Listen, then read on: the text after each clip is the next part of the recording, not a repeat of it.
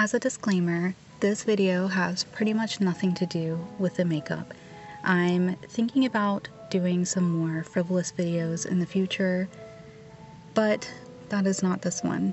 This one is going to be about sobriety and addiction and my story, and this is also just coming from the perspective of someone who is happily sober, happy to not drink at all. I don't feel neutral towards drinking in my life. So if that's not something that resonates with you or that you're comfortable with, then please feel free to skip this one. So, like I was saying in the disclaimer, I am probably not going to be talking about the makeup at all. In the future, I'll probably post some more fun and lighthearted, frivolous content, but this is not that. And if for whatever reason you are actually interested in what makeup I'm using, I'll try to remember to just link everything down in the description box. But otherwise, I'm ready to just get right into the meat and potatoes here. I went back and forth on whether or not I should talk about this, especially because it's such a heavy topic, but my 2 years sobriety anniversary came and went at the beginning of this month, which conveniently is happening during the holidays in between Thanksgiving and Christmas. And this happens to be a time where I personally feel like my memories associated with alcoholism come to surface the most, because I think this is a time of year when it's just natural for people to think about the past and family and just things like that. And it's just been on the forefront of my mind. And I also think that since it is the holidays, it is possible that maybe other people are struggling because, maybe the holidays are happy for some, but for others it can be a very lonely and isolating time for many reasons, whether from grief or from, things like addiction. But I just want to have my voice out there just in case someone needs to hear it, really, and they might feel alone. I know that we all sort of struggle, but it feels like people struggle in silence. At least that's how I feel on social media. I feel like it's so easy to just see, as people call it, the highlight reel. But it's true. I feel like it could be so easy to misinterpret the struggles that people go through, and I don't really want to contribute to that. I want to be authentic and honest about my experience. So just as a little bit of background, I am an only child, and I grew up in a household with 2 alcoholics, and it wasn't something that was always the case. It was something that definitely got worse over time. I don't want to speak too much on other people's journey, especially my mom.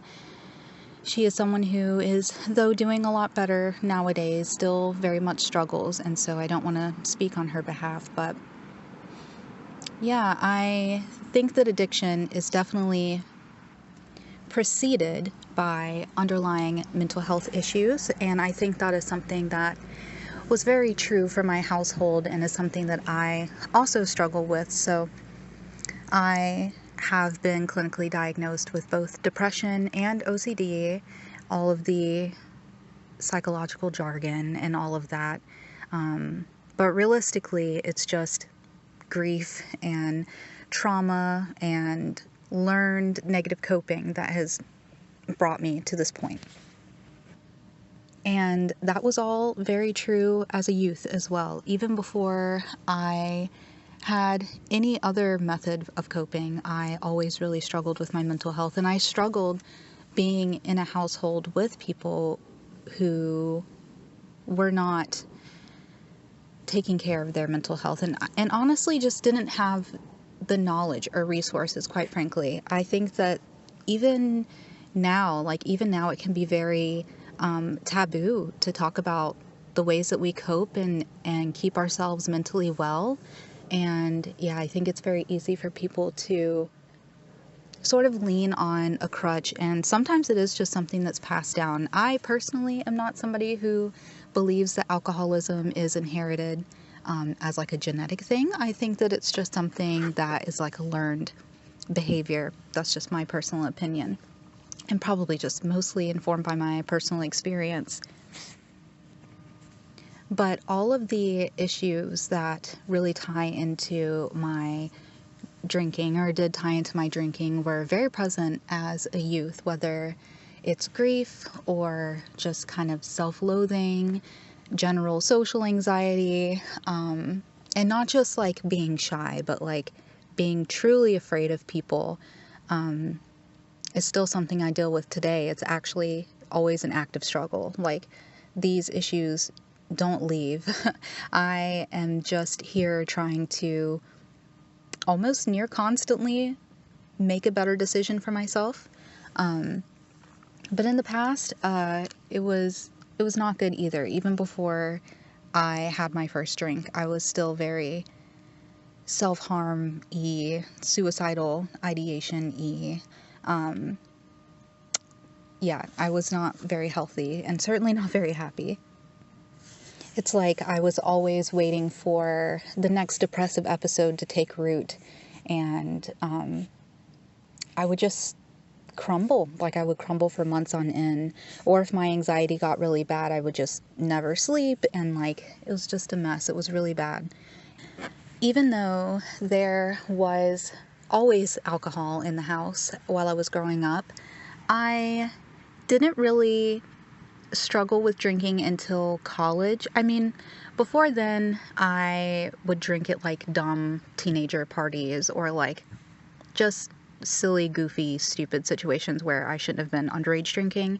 But it was never problematic. It was never a situation where I felt overwhelmed or felt emotional and I was looking for an out. I was looking for an escape button or something to just numb and make me feel better, or even just distract me, you know. I think that came around for the first time in college, because obviously college is a huge transition for everyone. But yeah, especially during that time, my mom had just had brain surgery, and that was in my senior year, I believe. It could have been my junior year or senior. I think it was the very beginning of senior year. And health anxiety has also been the primary part of my OCD diagnosis, is mostly health related. And so I was triggered kind of out of my mind for the entirety of the end of high school. And I think that mixed with going to college and leaving for the first time was problematic. It was like a recipe for disaster. I had also gotten my first job because there was like no way I was going to be able to afford school at the time. It was expensive and ridiculous. And so, yeah, starting a new job for the first time and going to school full time was just very, very, very jarring. I didn't work throughout high school, so it was a huge shift. And yeah, I just was not emotionally stable at all. And that was probably the first time where I realized that I wasn't just trying to have fun or drink socially, but I was literally seeking out alcohol. That way I could cope with the anxiety and the stress of what I was going through. At the time, it wasn't something that was, habitual, but it was problematic. Like, I really think that, at least for me, I could tell the difference. I could tell that I was searching it out to mend a heavy heart. So during college, my first semester I lived on campus, and then my second semester I actually got in a car accident, and I had to drop out for my second semester of my freshman year, which led to multiple summer semesters trying to make up for that. And yeah, I think that once I had my car accident and I was back at home, even though, like I said, alcohol was always in the home, I think a lot of the stressors were kind of put by the wayside for a little bit while I was taking a break from working and going to school. And it wasn't really until probably after I had gotten married and moved to Texas that alcohol became a problem again, because even though I got really busy progressively, like I ended up moving out of my parents' house when I was 19, I think. And so it was pretty shortly after the car accident. I slowly started working again, did my summer semester, and moved out. And I was very, very happy. I didn't drink at all when I was on my own. I still worked and went to school, but I feel like I was just in a healthier headspace and felt under control. But I think it was after my husband was deployed and I had my friend living with me that the stress started piling on all over again. And at the time, I was going to therapy. I had gone to therapy for maybe 3 months or so because I was starting to get stressed and my husband was deployed and I had a long commute going back and forth to Baylor, in Texas. It was like an hour-long commute in one direction. So it was like 2 hours of driving each day, which might be normal for some people, but to me at the time was just crazy having to work and go to school and the drive and everything. And yeah, I seeked out therapy for the first time, and I don't know, it wasn't it. Like, it didn't. And I think they knew that, I think that my therapist, because I had a therapist for about a month, and then they sent me over to a psychiatrist, but I also did therapy. So I was doing therapy like twice a week and also seeing a psychiatrist once a week. And I don't know if this is the case, but I just kind of got the vibe that they were sort of giving up on me and like fast tracking me to substances, basically. And so I got prescribed Lexapro, I think, something like that, Zoloft, and benzos. I think they gave me Xanax at first and then Klonopin later. So that was not helping. I was also on birth control at the time, and I don't think that combo with my pre-developed brain was the best thing for me. It just made everything so much worse. And yeah, I felt completely out of my mind. And I also was just, once again, the suicidal thoughts came back, and like everything just felt really stressful and really bad. And feeling, I guess also feeling like therapy wasn't working, and like that it just made me feel hopeless. Like, it made me feel like my problems were just too big and nobody had a solution for me. And so I just needed to get through it, to just get through to the next day. I just felt like I needed to get through to the next day. And the only way to do that was to have this like cocktail of medications, which would kind of help at first. Like, if I was in the midst of having a lot of anxiety, it was helpful, but it just became its own problem. So then I just ended up using these benzos as a way to escape all the time. And I already really had like the natural inclination to want to do that. So I think that this just gave me the means to do so.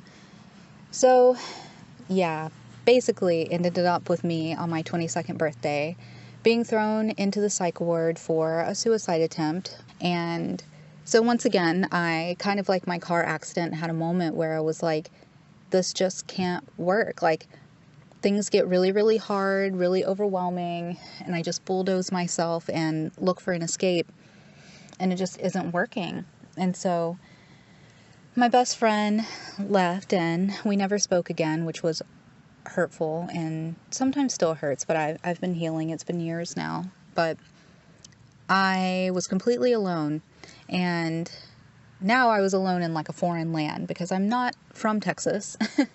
I'm from South Carolina. So I was out in Texas by myself, working, long commute, going to school. And basically addicted to benzos and trying to find a way out. And by this point as well, I was drinking and taking the benzos. Definitely do not recommend. I just I just didn't care. I was literally just trying to do whatever I could to try and move forward on the goals and dreams of stability that I thought that I could have achieved by going to college.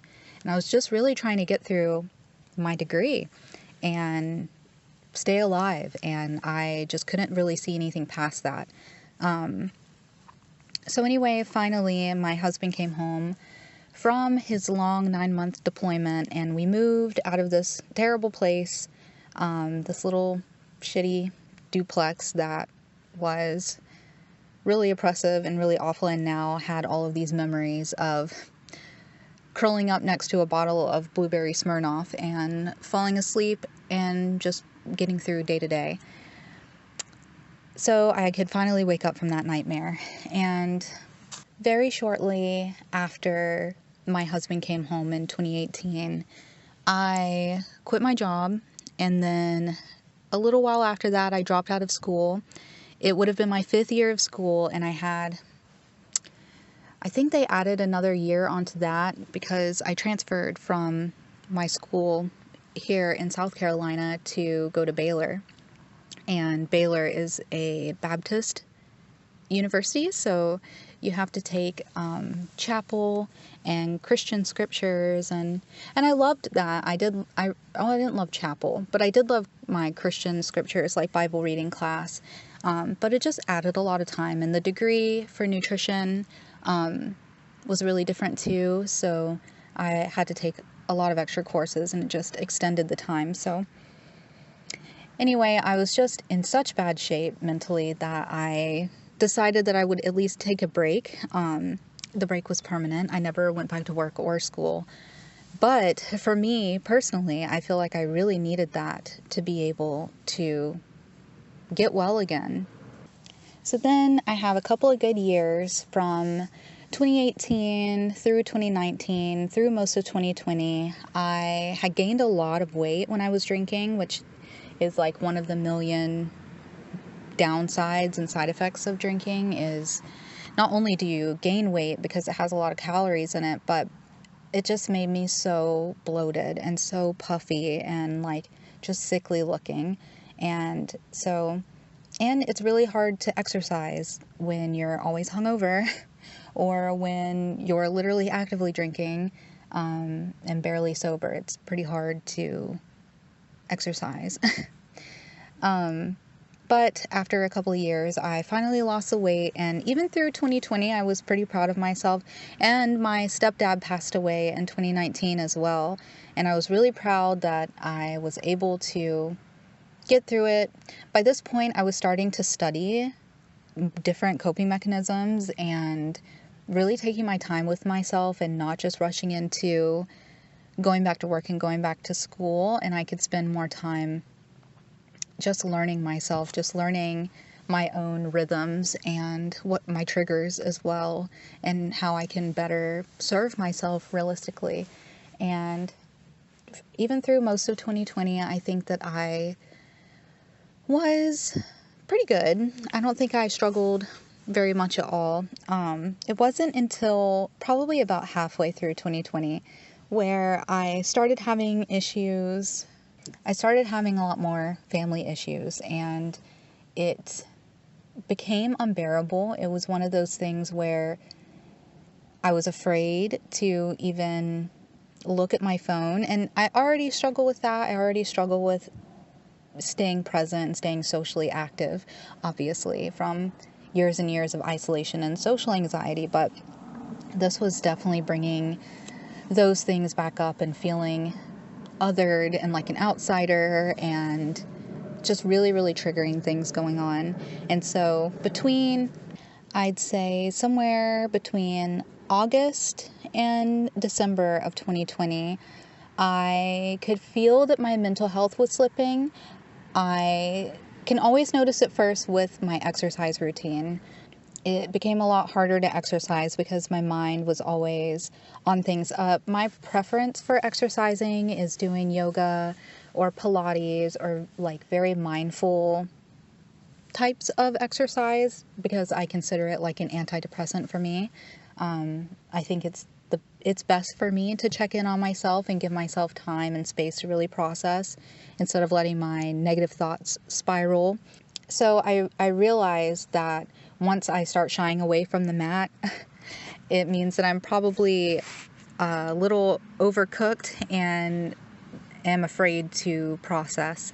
And so that was definitely happening. So my routine kind of got out of whack. And then in 2021, since we were still living in Texas, that is when the power outage happened, the Texas power outage. And it was a nightmare. It was one of the most traumatic events of my entire life. It was really horrible. We had our power out for the longest of anyone in my husband's company. It was like 4 long, very, very cold days of just suffering, really, and just not having any faith or any communication that anyone was going to be there. If anything, it really reawakened the trigger that I had with therapy originally when I tried to seek help at Baylor, was that hopeless feeling of like, no one's going to save me. Like, I'm just going to be like stuck like this forever. So that was very triggering. And after that, I still remember during the power outage, I had this nasty 6-pack of Heinekens that I was just drinking between like eating trail mix and crackers for the entire 4 days. And I had already cracked into a bottle of whiskey by the end of it. And I just remember like sitting there in the cold, just completely dead inside, clutching this glass of whiskey, just waiting for it to be over, and like the lights coming on and just kind of being stuck there in a way. I don't really know how to describe it. It's sort of like an emotional experience, but I was just stuck there. I was stuck there for 2 years pretty much. Like, I had never been a daily drinker, even in my most problematic, like I was saying, curling up in bed next to a bottle of Smirnoff. I was always more of like a binge drinker, or somebody who would get really, really stressed out and then just kind of like party my mind out and just like get it out of my system and then kind of go back to sort of normal life, or basically cleaning up the aftermath of like not doing any work and not maintaining normal life. But I think it was after 2021 that I was just like drinking all the time, because like I said, this family issue had just festered. It had become like overwhelming, and then now there's this new issue with the power outage, and it was the last year that my husband was in the military, so we had a big transition coming up, and yeah, I did not transition well. So coming home was an absolute fucking nightmare for me. I had so many hopes, and I think that made it so much worse. I had this entire delusion in my head that if I could just come home, then I would feel safe and comfortable again. I would reconnect with my friends and family, and I wouldn't feel lonely anymore. I just had like all of these dreams of what I wanted to do once I got back to South Carolina, and I just had this false notion as well.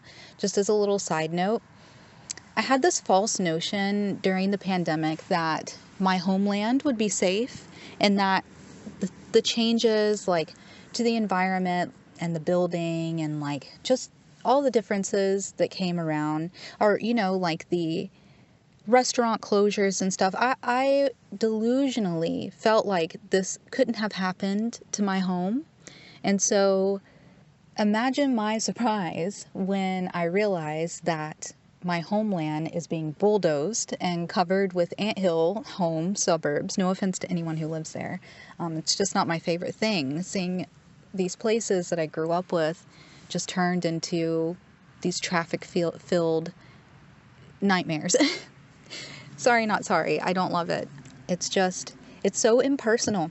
I think that coming home and basically realizing that I couldn't just jump into the community again, that not only have I been gone so long that all of my social connections have beyond died, completely fallen apart, are dead on arrival, you know. Now I have this new environment and realize that it's going to be pretty difficult to try and connect with anyone at all, just by virtue of the way that the world is now. I mean, that's not news to anyone. Everybody's really atomized and overworked, and there's not a lot of third places, you know, whatever sort of sociological reason you want to call it. Everybody is pretty separate. And that was a hard realization, so that did not help at all. We also had a really strange return home. It's sort of like in anything that can go wrong will go wrong. It was a whole thing, but it wasn't helping, especially after a year of already problematic drinking and already declining mental health. I think coming home and realizing that this paradise, this heaven that I envisioned, this escape from my problems does not exist, really just was a nail in the coffin for my drinking. I think that my hopes were just completely dashed, and at the time my mom was homeless and had been for a little bit, actually. I'm not sure how long it was. Maybe it had been already a year. And once again, I really thought, like, if I could come home, I could be more supportive to her, but realistically, it just meant that I was in even more close proximity to the genesis and origin of my own drinking, and it was very uncanny, actually. There were some brief times where I had my mom with me in my apartment that I was living at, and just, okay, very triggering, you know. It was almost astonishing, because by this point I was so lost in my own cycle of addiction that I had lost sight of where these issues had even come from to begin with. Hence why I wanted to post this during the holidays, is because I think that once it comes time to, like, see your history and where you've come from, it's really hard to not notice the patterns, if that's what you're looking for. I think I was already looking for a way out, and I just didn't have one yet. And speaking of, this was during 2022, and during the time I was drinking the most heavily, so I was drinking every single day. My preference was whiskey or bourbon or anything brown and sweet and delicious. I'm an old man, if anybody didn't know, but I would literally probably drink an entire bottle of whiskey every week, which is a ton, if you didn't know. That's a lot, especially for a young woman. Yeah, it had become a routine to literally show up and go to the liquor store to go and get more wild turkey. And it was embarrassing. Like, it was really awful. And so during 2022, over the summer, it may have been March 1st. I think in March, my birthday's at the end of March. I wanted to celebrate. I would have to read my journals and find out. But I think that for my birthday, I might have wanted to go on a trip or just do something nice for myself. And so I decided that I would not drink for the month. And I didn't. I actually, like, committed to it and got through to the end of the month and felt a lot better, actually. Like, a lot of my health issues that were developing started to clear up, and I felt really good, but I guess I didn't really take it seriously, or at least, like, my mental health was still in shambles, and I still had all the triggers around and hadn't really coped with it yet. But then in June, I tried again after drinking for April and May. In June, I was like, let me take another break. I'll take another month off and just see how I feel. And I felt even better this time, strangely.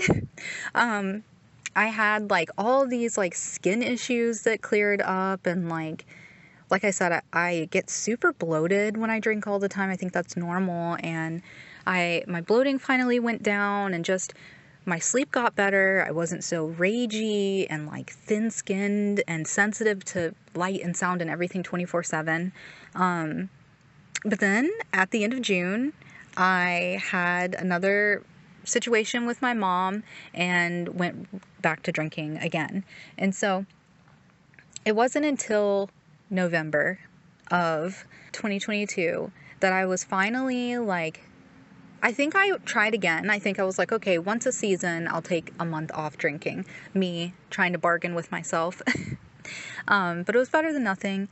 But this time it just wasn't working. I was just drinking anyway, and I felt so defeated. Like, I felt like I was betraying myself, and I didn't understand, like, why I couldn't just stop again this time, and it really worried me. And I have footage of it. I'm not sure if I'm going to add it into the video. But by the end of November, I had failed. Like, I tried for the entire month to take the month off, and it was like the 21st, I think. And I was like, fuck this. I am not getting any better. I'm not, like, I don't have any self-control. I'm literally just going to pour this wild turkey out, which, granted, it was literally on top of the fridge staring at me every time I, like, went to eat food. So, I mean, there's probably some psychology there that I could have worked on, but honestly, it was the best decision that I ever made. I just felt defeated. I felt conquered in a way. Like, I felt like I just couldn't go on. And the problems that I was having were more than just skin issues and weight issues and, like, superficial things. I started to have, like, dizziness, and my stomach would hurt where my liver was, and just really actually scarier physical symptoms. And I could just see the trajectory, and I didn't want to be on it anymore. I didn't want to give up on myself, basically. But now, December 1st, I always celebrate my sobriety, and I hope to continue to be sober for the rest of my life. So miraculously, at the beginning of 2023, that January, my car actually broke down. So that was kind of at the very beginning of my sober journey. And there were many, many days throughout January that I really, really wanted to go to the liquor store and give up on this thing. But God was in my corner, and thankfully I had a broken car. So I literally couldn't go, and I really feel like that was good for me. And my husband doesn't drink. He has tried to drink, actually, which is kind of interesting, but he doesn't like it. And I definitely think that his support has helped me tremendously throughout this entire journey. It's been a years-long journey, but I definitely think his sober lifestyle and his non-reliance on substances, as sort of an act of rebellion, it seems, has been really helpful for me, because I think it would be really lame if, I was like a party pooper. But thankfully, he doesn't feel that way. At least I don't think so. And we can be sober together, and it's nice. So nowadays, I feel very distant from drinking. And if anything, alcohol just has nothing but negative memories. Not just like embarrassing things. I honestly don't even think I was that embarrassing when I drank. I was just sad. I just remember so distinctly all of the times that I was just so sad. Like, especially once I got home, it was just like back to South Carolina. It was just nonstop sadness, 24/7, just sort of finally processing all of my history, all of the disappointments, all of the loss, all of the heartbreaks, and just coming to terms with how things are now. And it was very hard for me to cope with that. Like I said, it definitely still is, but I feel like I have more control, and I feel like I have more of an impact with my life as well now too. But there was just so much buried shame and pain and self-loathing, honestly, and just a lack of care and neglect. And occasionally I definitely still have days where, like, none of the coping mechanisms that I learned have worked, and I just go into a full shutdown mode. But thankfully, that is why I'm grateful for my housewife life, because I don't have kids relying on me. I don't have a job waiting on me to bury. I don't have to bury the pain anymore, and I can just shut down and go hide under the covers. And it doesn't take as long anymore. Sometimes before it would be days, sometimes an entire week, and I was always kicking myself during that time. I always would think, bitterly, like if I could just drink, I could just make this problem go away and just move on and do that whole binge and cleanup thing that I had made such a habit. But I couldn't do it anymore. It's not worth it. Like, I would so much rather in my personal life, I would so much rather just sacrifice a full day to crying in the bed than injuring myself and harming myself with escapism. But thankfully, over the years, I have accumulated a little treasure chest of personal coping mechanisms. That's something I never understood before either. Is like, I feel like the way that you cope with your pain and your trauma and just whatever stresses life throws at you is so unique to each person. And that's not something I really understood at the time. Like, I tried to use all the tips and tricks from my therapist and from sort of like psychology videos online, but they just didn't really work for me. I really had to stop and listen and just listen to myself and just, like I said, process all of this pain that I had been burying for all these years. I realized that what I had really inherited is not necessarily alcoholism, but was just this self-abandonment, this abandonment wound that was within me my entire life. And I just began to abandon myself as soon as I felt like things were too much, or now's not the time, or why do I feel this way? I would literally just look around and find any sort of way that I could escape and bury it and make the feeling go away. Like, I would just ditch myself basically. And so I think I finally found a shred of love for myself in the sea of self-loathing, in the sea of suffering, to be able to just make that one choice each time, to just be to not drink, to just get through it, to actually be there for myself and to actually listen. And very slowly over time, and especially as the alcohol left my system over those first 6 months, I'd say, I slowly weaned away. Well, I didn't wean. I stopped cold turkey. And the withdrawals were pretty crazy. But like I said, I was stuck inside and just had to deal with it. But I still think that like the habits and the neural pathways and all of that takes a little bit longer to unlearn and a little bit longer to melt away. But once they did, those dire moments were less dire. It didn't take an entire week or an entire day to feel better, but maybe an hour or 30 minutes. And the switch is a lot easier now. Now I can say, I'm upset, I'm looking for an escape, which means I just need to stop what I'm doing, because I have a habit of beating my head against things and clinging super tightly to everything and being a control freak. And I have to actively talk myself down from that, because I know that it just stresses me out more and it's not worth it. Nothing's worth it. Nothing is worth getting triggered over to the point where I want to harm myself. And I'm finally learning that. And now I trust myself. I'm actually learning to trust that I can be sober and I can take care of myself, and that I won't abandon myself anymore, and that I will just sit there and listen and be with myself and give myself space to feel bad about whatever it is that is upsetting me. And I'm very grateful to my husband, my loving husband, who's been here through some very ugly times, and to all of my ancestors who have been walking here beside me. I know that they've seen me struggle, and I'm so grateful for their support. And to God, I honestly feel through all of this, it just feels like, I don't know, I just haven't had the best social support in my life. I have very few friends. I have a rocky relationship with most of my family. And so really in those lonely moments, it really makes you listen in to that quiet, but definitely there voice within that, yeah, just showed me the way of love and showed me that I could do it. Because honestly, it's the people, it's God on the other side that believed in me before I believed in myself. And so now that I'm here, I'm very grateful. So yeah, I think just as a final note, if you are at a place in your life right now where you are struggling with any sort of addiction, or you're just ready to transform in some way and you don't have, somebody cheering you on, or you don't believe in yourself, I would say just give it a shot.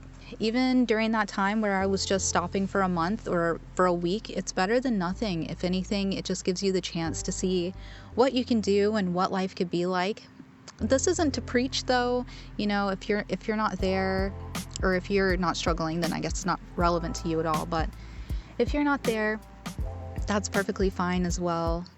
But if you ever do decide that you want to give yourself a shot, then yeah, I think you should. I think you should try and surprise yourself and see what you can do.